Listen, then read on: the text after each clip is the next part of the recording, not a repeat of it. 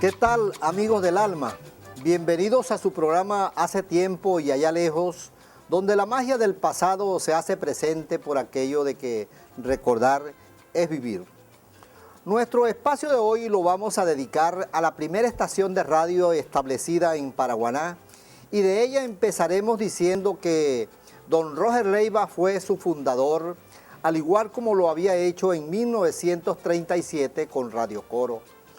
Don Roger fue un radiodifusor visionario que confiaba en el desarrollo social y económico de aquel punto fijo que comenzaba a nacer en la segunda mitad de los años 40.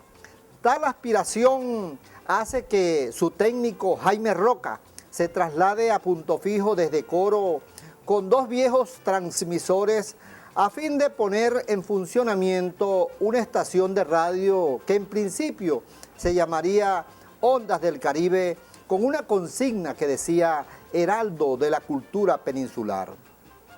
En efecto, luego de construido el local para la transmisión, ubicado donde siempre estuvo hasta hace poco, entre la calle Comercio y Arismendi,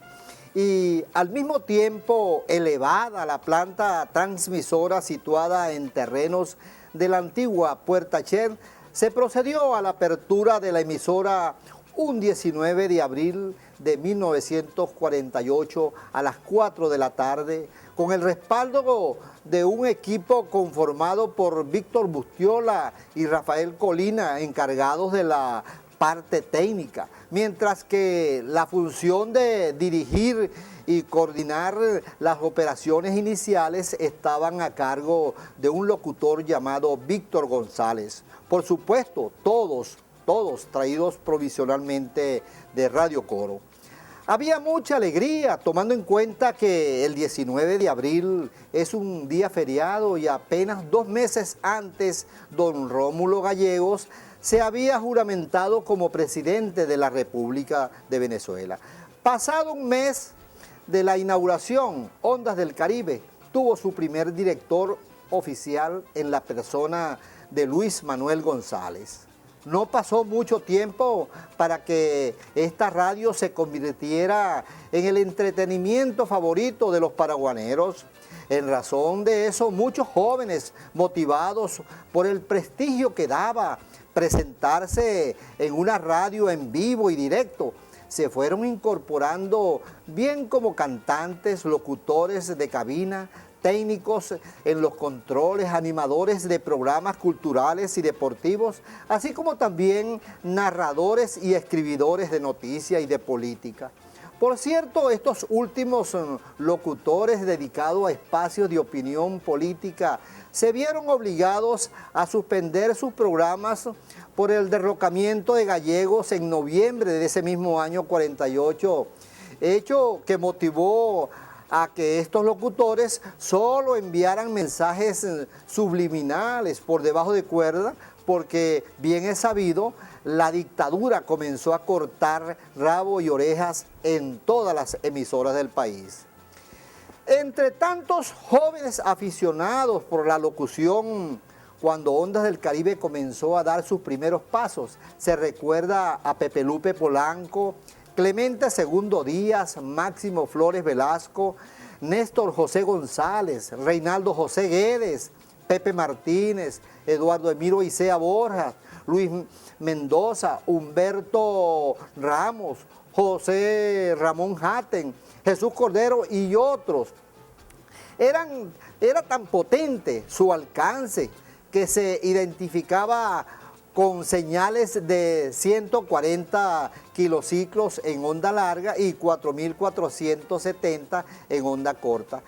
Y así lo demostraron los mensajes escritos que se recibían desde Helsinki, Rusia, Inglaterra y otros países lejanos, lo cual constituía motivo de orgullo y satisfacción para los locutores que, aunque no eran bien remunerados, tenían una profunda vocación de servicio. Hacer radio en dictadura era difícil, sin embargo, había en la emisora un plantel de hombres que no se les aguaba el Guarapo, y entre ellos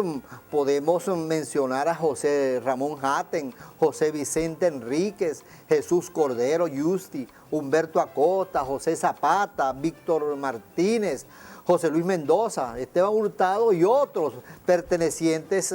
al Partido Comunista, no obstante a que los lineamientos de la emisora estaban enmarcados en la ideología de Acción Democrática, pero aún así, junto a un grupo de copellanos, tenían el mismo fin opositor. La dictadura se hizo tan fuerte en 1956 que había que esconderse o darle frente a la situación. En cierta oportunidad, la Seguridad Nacional detuvo dentro de la emisora a Clemente II Díaz, José Luis Mendoza y Alberto Jordán Hernández. Ya presos se declararon en huelga de hambre al punto que todavía el periodista y abogado Alberto Jordán Hernández sufre en Maracay las huellas estomacales que le dejó ese régimen.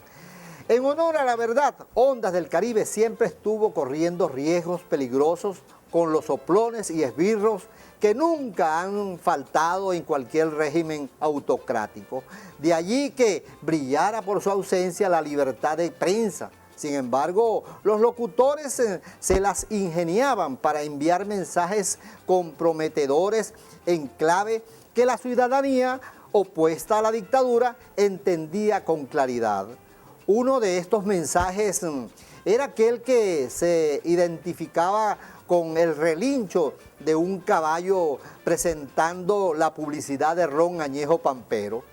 De modo que cuando Ondas del Caribe o Radio Coro ponían a sonar la publicidad del caballito frenado, o sea, el caballito frenado relinchando, era porque iba a pasar algo así como un secuestro, un desaparecido, un detenido o un allanamiento, lo que hacía suponer una alerta a la ciudadanía para estar mosca, es decir, por si acaso. Un dato interesante y muy poco conocido es el hecho de que fue Ondas del Caribe, después de Radio Rumbos, la segunda emisora que salió al aire la madrugada del 23 de enero de 1958, anunciando la huida de Marcos Pérez Jiménez en el avión La Vaca Sagrada. Eso motivó a que muchos venezolanos exilados en Costa Rica, República Dominicana y otras islas del Caribe enviaran mensajes de agradecimiento a la emisora por tan alentadora noticia. El tiempo fue pasando y es innegable que Ondas del Caribe tuvo su época de esplendor gracias al profesionalismo y al sentido de pertenencia que tenían sus directores, periodistas, locutores y personal técnico, pero al ser vendida o con la aparición de otras emisoras locales, fue perdiendo su liderazgo hasta el punto de que todavía hoy existe, pero en un local distinto al original, sin el mismo dial y sin la misma sintonía. Y si a esto agregamos la falta de mantenimiento de sus equipos transmisores, debemos suponer que requiere de una nueva reestructuración o tendrá que volver a nacer. Pues bien, debido a la importancia que tuvo esta emisora para el pueblo paraguanero, se hace necesario continuar nuestro relato en un próximo programa donde hablaremos sobre el por qué se le decía heraldo de la cultura peninsular y el por qué era la primera en deportes e información nacional e internacional y sobre todo la razón por la que fue una escuela donde se formaron locutores y gerentes radiales que más tarde fueron directores de emisoras en todo el territorio nacional. En fin, aunque todavía exista un triste recuerdo de lo que fue una gran emisora de referencia nacional, no olvidemos que esa Ondas del Caribe es parte de nuestra historia paraguanera de hoy, de ayer y de hace tiempo y allá lejos.